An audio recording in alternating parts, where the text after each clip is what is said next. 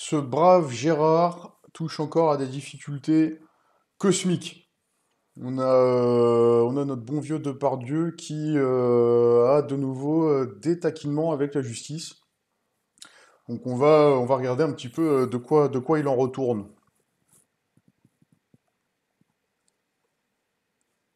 Gérard Depardieu a été placé en garde à vue. L'acteur a été interrogé lundi matin au sujet d'accusations d'agression sexuelle qu'il aurait commises à l'encontre de deux femmes. Les faits se seraient déroulés lors de deux tournages distincts. D'abord celui du Magicien et les Siamois de Jean-Pierre Mocky en 2014. Une ancienne assistante âgée de 24 ans au moment des faits dénoncés a porté plainte contre Gérard Depardieu, déclenchant l'ouverture d'une enquête. Dans une interview à la presse locale, elle a affirmé que l'acteur avait mis ses paluches partout sur son corps. Le second tournage est celui des Volets verts de Jean Becker en 2021.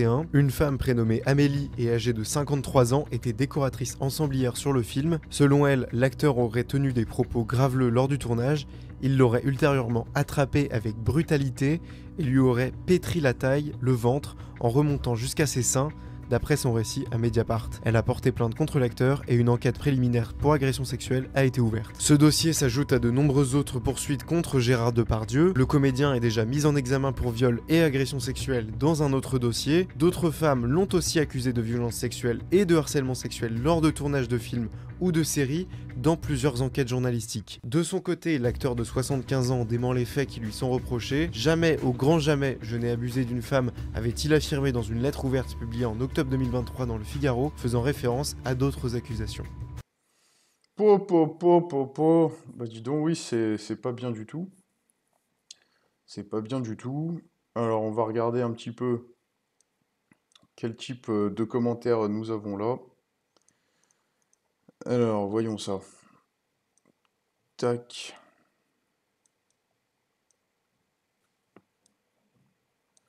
Il est temps qu'il soit jugé. Laissez-moi lire dans ma boule de cristal. Non lieu comme d'habitude.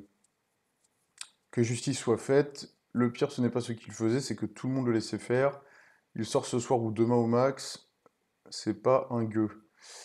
Et Gérard Miller, ça en est où? Et pour Hanouna, nanana. Enfin une bonne nouvelle. Mais où sont les preuves? Eh ben dis donc, le Gérard perd beaucoup de soutien. On a un... Allez GG, on est avec toi ici. Intéressant.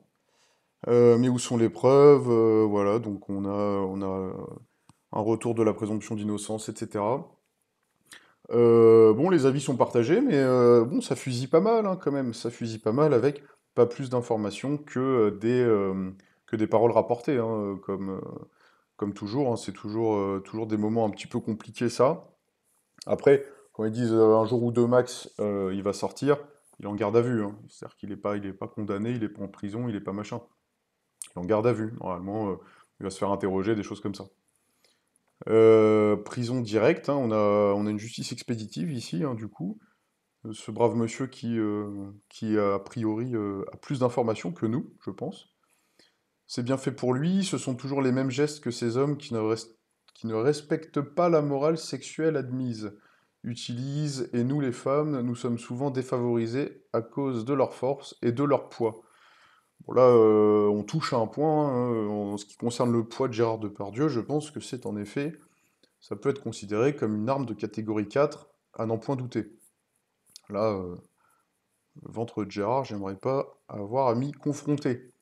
Je pense que les femmes en abusent parce qu'il est riche et beau. Au point de vue, Attends, faut que je relise. Je pense que les femmes en abusent parce qu'il est riche et beau. Bon, il y a quand même une partie de cette phrase qui me chagrine un peu. Alors, il a eu son prime, hein, il a eu son prime, mais comme tout le monde, avec le temps, on peut un peu avoir moins de prime, et bon, là, bah, c'est très gentil de la part de cette personne pour ce monsieur, mais c'est un avis objectif, on va dire. Beau, point d'interrogation, c'est lui qui l'a dit, hein. J'ai jamais entendu une femme dire «Oh, mais qu'il est sexy Gérard». Bon, depuis quelques années, c'est vrai que c'est une phrase qui court pas les rues. Après, après voilà, as-tu cette information? Il y a peut-être des personnes qui apprécient énormément ce genre de volupté. Les gens vont vite dans le jugement, hein, quand même. Voilà, chacun, si tu n'aimes pas, n'en dégoûte pas les autres, hein, c'est tout. Oh oui, un canon de beauté, on en raffole toutes, retenez-moi pour ne pas porter plainte. Ah bah voilà, Donc voilà, on a plein de personnes qui trouvent Gérard absolument canon. Et on est bien évidemment d'accord avec ces personnes. Étrange, toutes ces personnes clairement adultes au moment des faits qui déposent des plaintes 10 ans plus tard, quand il n'est plus possible de collecter la moindre preuve. Bon, ça, bien sûr, on peut parfaitement imaginer hein, que dans des conditions ou des contextes dans lesquels on a vécu un événement très difficile à vivre, on n'est pas spécialement envie d'en parler, etc. Après, il peut y avoir un double tranchant aussi, c'est avec l'effervescence de ce genre de sujet aujourd'hui, des personnes qui, en fait, pas du tout traumatisées ou quoi que ce soit, qui ont vécu quelque chose d'un petit peu louche, vont se mettre à se dire, d'un coup, à se sentir mal parce qu'on leur explique qu'il faut se sentir mal. Hein, parce qu'aujourd'hui, on veut plus ou moins t'expliquer que tu as forcément vécu un truc dramatique. Donc tu vas fouiller dans ta tête tout ce que tu as vécu, et il y a un truc qui te gênait pas du tout jusqu'ici. Et là maintenant, sous la nouvelle doxa, tu vas te dire, attends, mais finalement il m'arrive un truc grave. Donc tu vas te mettre à être malheureux, très sûrement honnêtement, et à te réveiller sur un sujet qui jusque-là te dérangeait pas du tout.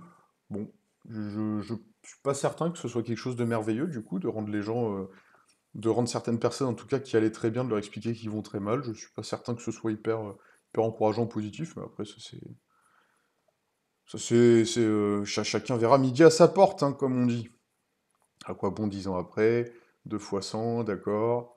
Quand il y aura des preuves, on pourra commencer à condamner. En attendant, il est présumé innocent, que ça plaise ou non à certains. Oui, parce que, bon, si on était aux États-Unis, bien sûr, là, il n'y a pas de présomption d'innocence, donc si t'es accusé, bah mon pote, il suffit d'être accusé pour être considéré comme coupable. Après, ça reste des mots, hein, on est sur de la littérature, hein, parce que aujourd'hui en France, il y a la présomption d'innocence.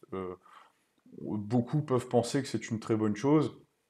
Oui, ça protège, hein, ça protège énormément. Ça fait que demain, si quelqu'un t'accuse de quoi que ce soit, t'es pas immédiatement considéré comme une catastrophe humaine, tu vois.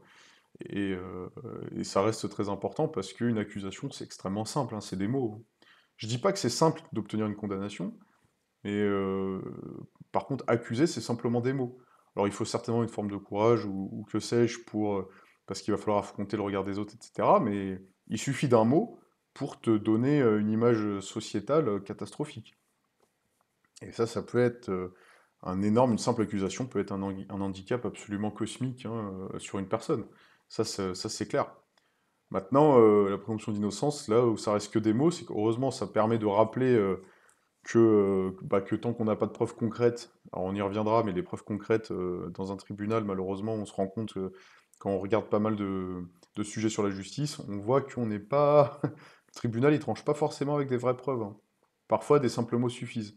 Je trouve ça toujours un petit peu curieux de donner du crédit à des mots. Moi, quand on aime un peu les sciences sérieuses ou solides, faut du matériel hein, pour être certain de quelque chose.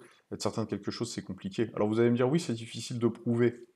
Ah, bah oui, je dis pas le contraire, c'est difficile de prouver, mais est-ce qu'on veut vivre dans un monde où il suffit de paraître et pas forcément d'être? C'est-à-dire, si tu parais coupable, ça suffit. Voilà, chacun aura son avis là-dessus. Écoutez, je vous laisse me mettre en commentaire ce que vous avez pensé de ça, hein, et de m'envoyer sur mon Twitter, hein, dont vous voyez ça s'affiche juste au-dessus de mes oreilles, un truc atypique, un extra atypique que j'aurai à analyser. Voilà.